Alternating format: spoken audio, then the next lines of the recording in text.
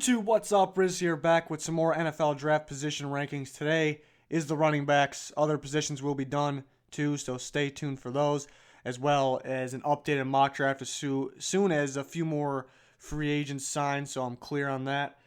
So please like and subscribe to stay up to date on our videos. And on to the running back rankings. My number one is Leonard Fournette from LSU. Pretty clear number one for me. I know he's not the prototype running back today's NFL running back with the receiving ability. I mean, he does have some of it, but still a very hard runner. You don't see a running back like this every draft. You don't see him in a while. My best running back since Adrian Peterson, actually, and very similar to Adrian Peterson. Not as fast, but a little bigger. 240, running a 4.5, very impressive, hard to take down. He will help any team right now, I believe. So that's my number one. My number two is Dalvin Cook, another hard runner, not as good as Fournette with the ball in his hands, hitting the hole, but a little faster and brings that receiving ability, can go downfield and catch the ball, great routes out of the backfield.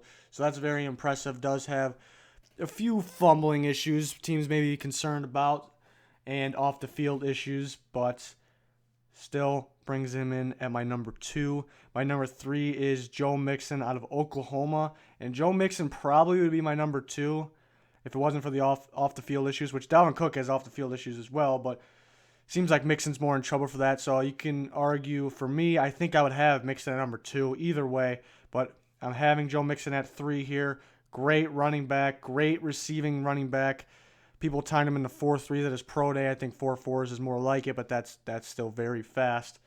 Very impressed with him. I don't think he gets out of the second round, even with the trouble he's been in. I don't think he gets out of the second round because he should be a first rounder. And my number four is Tennessee's running back, Alvin Kamara. This is one of my favorite players in the draft. Love this guy. Very electrifying running back. Very good receiving running back. Looks like he can play in the slot. Soon as that ball's in his hands, he gets to the sideline and really turns it up. Looks much, much faster on the field than it was in his 40. 40 was still fast. Tested very well throughout the whole combine, too. So this is a guy that's on the rise for me. This is one of my favorite players in the draft. My favorite players are usually sleepers or guys I really wasn't expecting to be this good, and I end up really liking them. And he's one of those guys. And he's just edges out my number five, which is Christian McCaffrey from Stanford. I know I'm a little lower on him than most people. It's not really him. It's just the other guys. The other guys are just so good. And I mean, I can easily put McCaffrey at 3 or 4. It's like it's that close. It's that close. Excellent receiving running back, a guy that can play. He can play receiver as well, I think. I know some teams concerned about him running inside the tackles. Starting running back amount of times a game. Some people worried about that. I'm not too worried, but that makes him number five, mainly because the guys ahead of him are just very good. But mainly want to go over my top five. But the next guys that'll kind of be next after five, I really like Marlon Mack, another one of my favorite guys in the draft. You put on his tape for his size, he can move, speed, quickness, and he's got moves. He can juke, he's elusive. It's all there. Really no weaknesses for Marlon Mack, a guy I really like, and it seems like he's on the rise. A lot of teams interviewing with him. A lot of teams bringing him in for private workouts. So I think teams are starting to realize that this guy can play as well.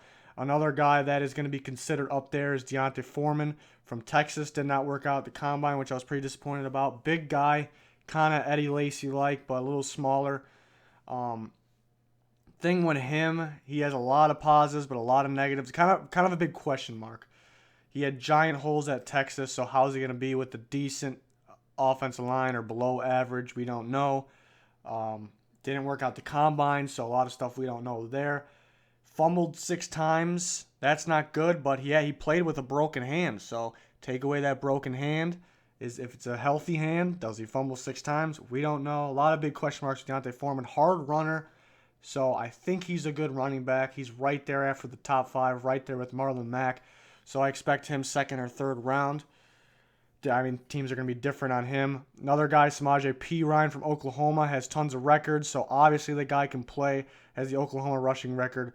And I mean, he split with Mixon, and there's guys that were running backs for Oklahoma by the name of Adrian Peterson, DeMarco Murray. So P. Ryan obviously can ball. Speed is a concern. Moves is a concern, but hard runner obviously can play. Kareem Hunt, another guy that was kind of really on the rise, but his combine wasn't all that great. So still on the rise from like the start of this, after the Super Bowl, I should say, kind of a guy on the rise, a receiving running back from Toledo. Wayne Gallman from Clemson, obviously he can play, but kind of took, kind of went on a decline after that combine. What didn't really work out all that well, but still a solid running back. Jeremy McNichols from Boise State, kind of a guy on the rise for me. Kind of an under-the-radar guy for a receiving running back. He actually is a solid receiving running back and runs hard, had a ton of touchdowns. Only weakness is he's short, about 5'9", so that's really his only weakness. A guy that's on the rise for me, realizing his receiving potential. Jamal Williams, hard runner, kind of that old-school running back. Breaks a lot of tackles, so like that old-school style, but he may drop just because he's not today's back in the NFL. Brian Hill, 6'1" guy, doesn't wow in anything, but he's 6'1" and a good running back. Another guy to look out for. James Conner, everybody know he can play. Where will he be drafted is a big question. I know health concerns is going to be something to look out for, and that's probably why he'll drop.